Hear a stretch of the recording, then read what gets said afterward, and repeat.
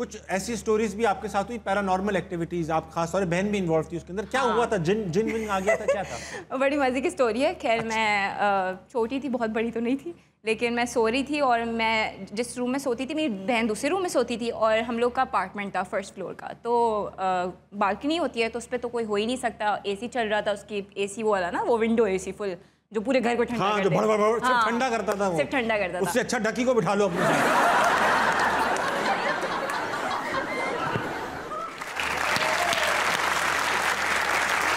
खिड़की में बैठा हुआ है, बात कर नहीं, माहौल ऐसा अच्छा कर देगा ना कि गर्मी की महसूस नहीं होगी। हाँ, तो उसका जो क्या कहते हैं एसी के पीछे वाले, क्या कहते हैं उसको? वो होता है एसी के पीछे वाला। हाँ, एसी के पीछे जो होता है वो बालकनी की तरफ था, तो बंद था, कुंडी लगी हुई थी, कोई नहीं आ सकता था, कुछ नहीं था। और मैं पानी पीने एक रूम से दूसरे रूम, अपनी बहन की रूम से जा रही थी किचन की तरफ। कितना बड़ा घर है। ठीक है, ये बताने में बड़ा लग रहा है, वरना ये 2 कदम थे। बताने में बड़ा ये 2 कदम। खैर मैं चली और एकदम से मुझे नॉक की आवाज़ आई।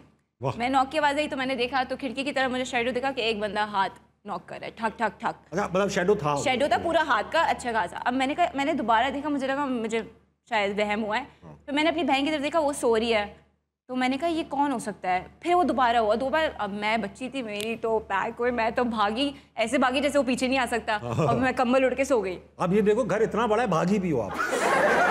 2 कदम भागी। हमारे घर में तो आज नियत करो घर खत्म। अरे भागता हूँ, घर खत्म।